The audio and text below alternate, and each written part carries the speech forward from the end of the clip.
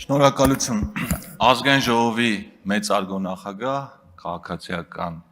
պայմանագիր խմբակցության հարգելի պատգամավորներ, Ուժեղ Հայաստան խմբակցության հարգելի պատգամավորներ,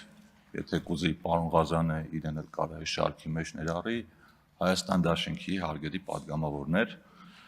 ես ինչպես խոստացա նախ հայփոստի թեմային կանդրադառնամ, ոչ թե պարոն Կոնջարանին պաշտպանելու համար, ինքը իր պաշտպանության կարիքը չունի, այլ որպեսզի մեր հասարակությունը մի քիչ ավելի լավ պատկերացնի իրականությունը, ինչու եմ անդրադառնում, որովհետև ես 2 տարի եղել եմ հայփոստի դիտորդ խորհրդի անդամ։ Հետո եթե ժամանակ մնա, մի քիչ էլ ընդհանուր տպավորություններով կկիսվեմ։ Ուրեմն նախ սկսենք տնօրենի մրցույթից։ Տնօրենները հայփոստում միշտ ընտրվում են մրցույթով, եւ մրցույթը անցկացնում է ոչ թե հայփոստի ղեկավարությունը, այլ դիտորդ խորհուրդը, որը ձևավորվում է ԲՏԱ նախարարության ներկայացուցիչներից, այլ կազմակերպություններից եւ եթե Հայաստան Դաշինքի մեր գործընկերները ցանկանում են ավելի մանրամասն տեղեկություններ ստանալ, պիտի դիմեն ԲՏԱ նախարարությանը, համոզված եմ, որ այնտեղից իրենց սպառիչ ինֆորմացիա կտան։ Աշխատավարձերի մասով կամ հայփոստի վիճակի մասով, որ ասում եք աստղաբաշխական աշխատավարձեր են ստացել, ու նաեւ նշվեց, որ այդտեղ անտանելի պայմաններ են, այո, անտանելի պայմաններ են, ես 20 թվականին մտել եմ առաջին անգամ հայփոստի շենք, ձեզնից շատերը մտածում են Սարյան փողոցի վրա գտնվող հայփոստի շենքը, այս նկարները կարամ ձեզ փոխանցեմ, որ ոնց որ Գրոզնին լիներ պատերազմից անմիջապես հետո։ Ու դա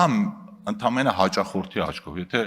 որպես աշխատող էլ մի հատ իրանց սենյակները նայեք, կտեսնեք մարդիկ ձմեռը վախենում էին անգամ պլիտա միացնել, որովհետև կարող է շենքը հրդեհվեր։ Այդ վիճակն է եղել հայփոստում, իսկ աշխատավարձերի մասով էլ չասեմ, որ ստացել են բազմապատիկ ավելի մեծ աշխատավարձներ, ու էլ չասեմ, որ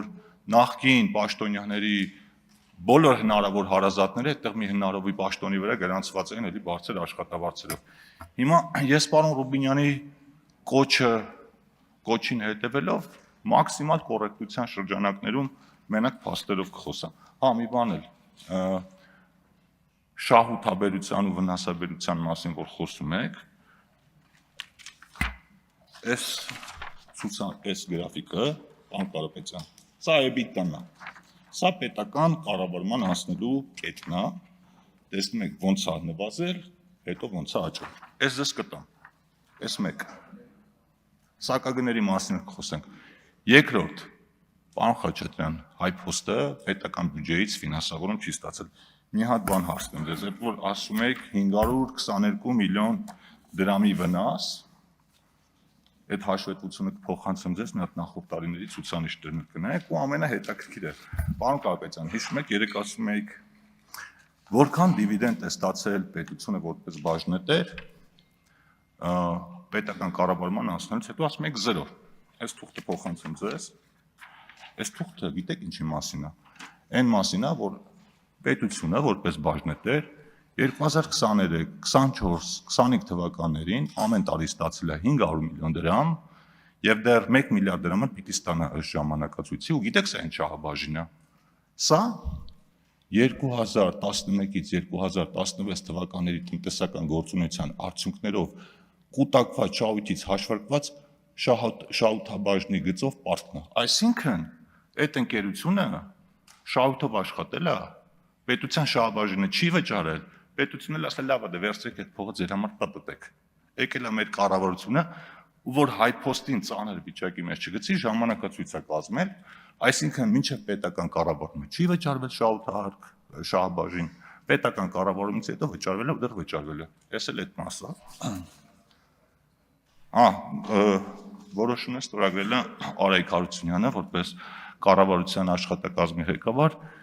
2021 թվականին։ Ու մի շատ հետաքրքիր բան էլ ասեմ հայփոստի մասին, որը ձեր համար էլ նորություն կլինի։ Ուրեմն 20-ին է անցել պետական կառավարման, այո, եւ մի հետաքրքիր բան էլ ասեմ, ուրեմն երբ հայփոստը փոխանցվել է կոնցենսիո կառավարման արգենտինացիներին, պայմանագրում եղել է մի շատ հետաքրքիր պայման, որ գնահատվում են ընկերության ակտիվները այդ պահին Հետո հետ վերադարձնելու պահին այդ ակտիվները վերագնահատվում են եւ այդ տարբերությունը եթե լինում է դրական, այդ տարբերության 60%-ը կառավարությունը պետք է դրամական միջոցներով փոխհատուցի ընկերությանը։ Դե HiPost-ի ակտիվները գիտեք, հիմնականում անշարժ գույք է, ուրիշ բան չունեն, անգամ կշերք չունեն շատ մասնաճյուղերում, որ առաքանիները կշվեն, ինչ է տեղ ունեցել։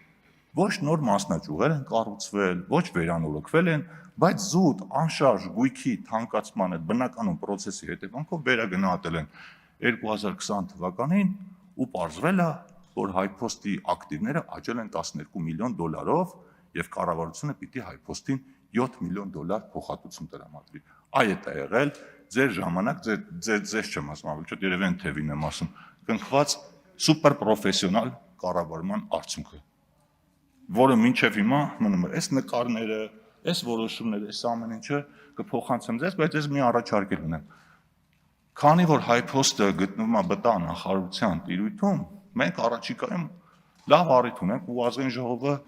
ամենահարմար հարթակն է,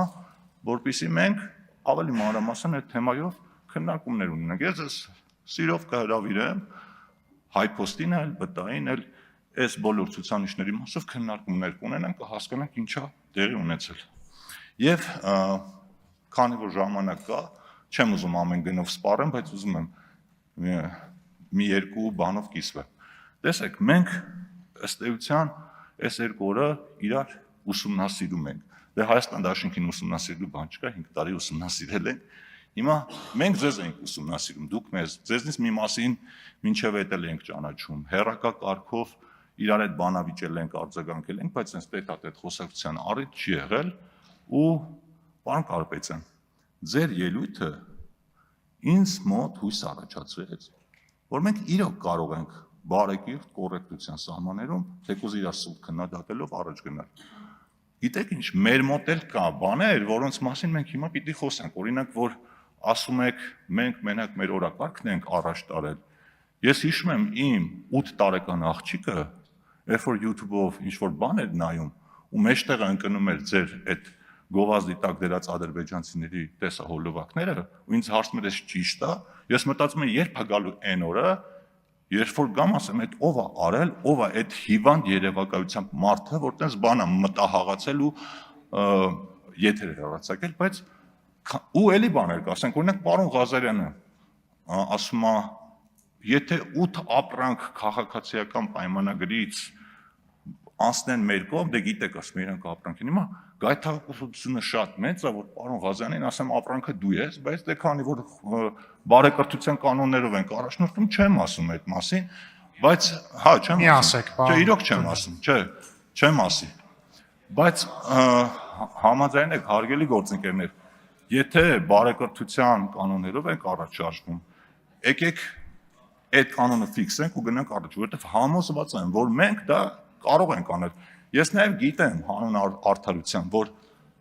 ձեզ կաշկանդում են նաև կարող է որոշ շրջանակներ, որոշ լրագրողներ, կարող թասիբի գցեն, ասեն, բա այդ ոնց եք հետները կանգնած բարևում եք, այդ խի էսպես արեցիք, բայց ինձ թվում է ամեն քաղաքական ուժ ինքն է որոշում իր վարքագիծը ոնց կառուցի, եւ մենք այստեղ իրար թշնամի չենք, ու որ ասում եք մեր երկրի խնդիրներով ենք զբաղվելու, մենք դա մենակ ողջունելու ենք, որովհետև համոզված եմ, որ դուք թեկուզ ձեր քննադատություններով այստեղ ընդունվող որոշումների որակը կարող եք էապես ավելացնել։ Իսկ խորհրդարանի վարկանիշի մասին, օրինակ ինչ վարկանիշ է ունենալու 9-րդ գումարման խորհրդարանը, օրինակ մենակ այն հանգամանքը, որ երթման ժամանակ ոտքի չեք կանգնում, ձեր անունը հնչեցնելուց ոտքի չեք կանգնում, հարգելի գործընկերներ, այդ արդեն էս խորհրդարանի վարկանիշի վրա վատ ազդում, որտեղ մարդիկ ասում են, իսկ падգամավորները իրանց ինստիտուտին լուրջ չեն վերաբերվում, մենք ինչի պիտի լուրջ վերաբերվենք։ Ու խնդրում եմ, եթե դուք ձեզ համարում եք падգամավոր, այսինքն մանդատվերցել եք, այնպես չի լինում, որ միայն դուք եք падգամավոր, այդ մասով լեգիտիմություն ընդունում եք, մեր մասով, վարչապետի մասով, մնացած պետական ինստիտուտների մասին ոչ։ Մենք բոլորս падգամավորներ ենք, գտնում ենք Հայաստանի Հանրապետության ազգային ժողովում ու կարծում եմ այս ամբիոնն ու այս ինստիտուտը մեզ պարտադրում են հարգալից լինել մեկս մյուսի նկատմամբ ու նաև մեզ ընտրողների նկատմամբ։ Մեր ներկայությունը ձեզ հաճելի չի, ձեր ներկայությունը մեզ հաճելի չի, բայց մենք հարգում ենք ձեր այն մի քանի 100,000 քպեները, այն մարդկանց, որոնք ձեր ձայն են տվել։ ու նաև փոխադարձ հարգանք ենք ակնկալում ձեզանից։ Հարգանքով կլինեք, տասնապատիկ ավելի հարգանք կստանաք։ Անհարգալից կլինեք, մենք դրան սովորել ենք արդեն անցած 7 տարիների ընթացքում։ Շնորհակալություն, իսկ պարոն Կոնջյանին մաղթում եմ հաջողություն եւ համոզված եմ, որ ինքը շատ լավ ազգային ժողովի փոխնախագահ կլինի։